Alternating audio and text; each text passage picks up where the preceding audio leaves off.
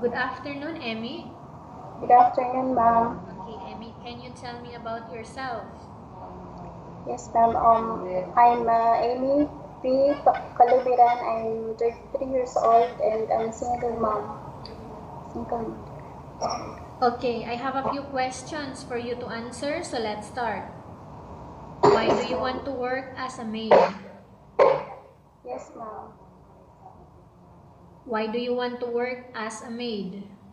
I want to work as a maid to have a high salary and to help my family and our finances and to support the education of my son, ma'am. Why you choose Malaysia when there is a lot of other country? I choose Malaysia because it's beautiful country and I want to know their culture and tradition, and especially it's near from the Philippines. How are you qualified for this job? I qualified for this job because I have experience before as a domestic helper.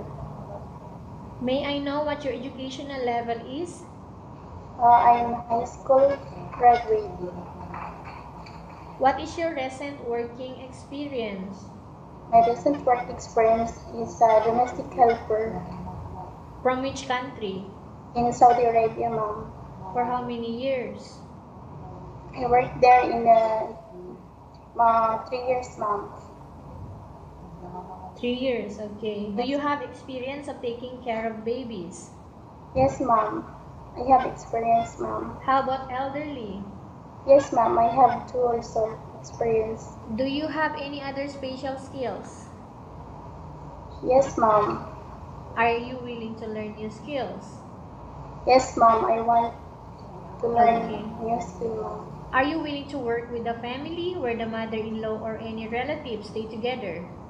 Yes, ma'am. I'm willing to work there, ma'am. Currently, are you still working now? No, ma'am. I'm not. Do you know how to cook? Yes, ma'am. I know how to cook. What sort of food can you cook? I can cook, ma'am, Filipino food and like adobo like that, and I know how to cook also Arabic food. Are you aware that you will have to do washing, cleaning, ironing, and cooking? Yes, ma'am. From all the house chores that I mentioned to you, which do you like most?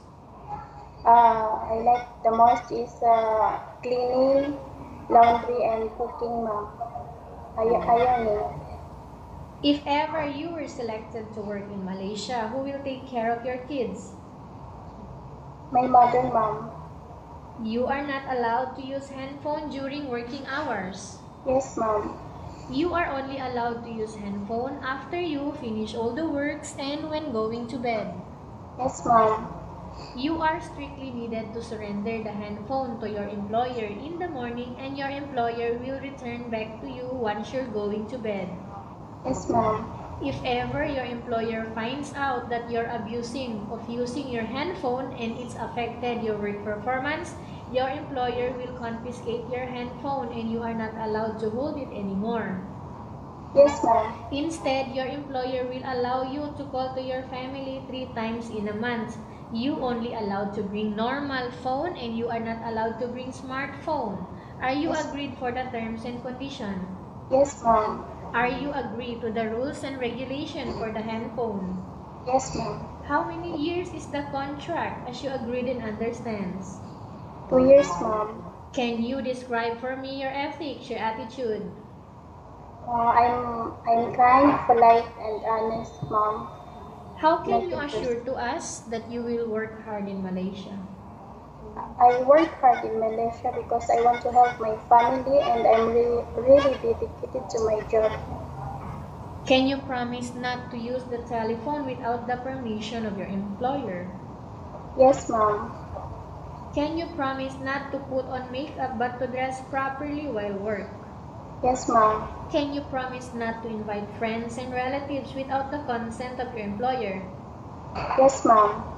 Can you promise not to ask for advance salary from your employer under any circumstances? Yes, mom. Do you really understand of the rules and regulation of the agency? Yes, ma'am. I understand. Do you pay any placement fee for you to come to Malaysia to work as a maid? No, ma'am. Do you suffer from any skin diseases, allergy, or physical defect? No, ma'am. Have you suffered from any serious illness? No, ma'am. Do you smoke? No. Have you undergone any operation? No, ma'am. Are you medically fit or are you fit to work? No, ma'am.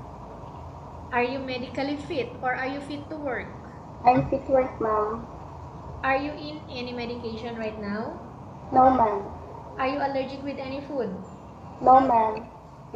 Are you preferred to work for the employer of any race? Yes, ma'am.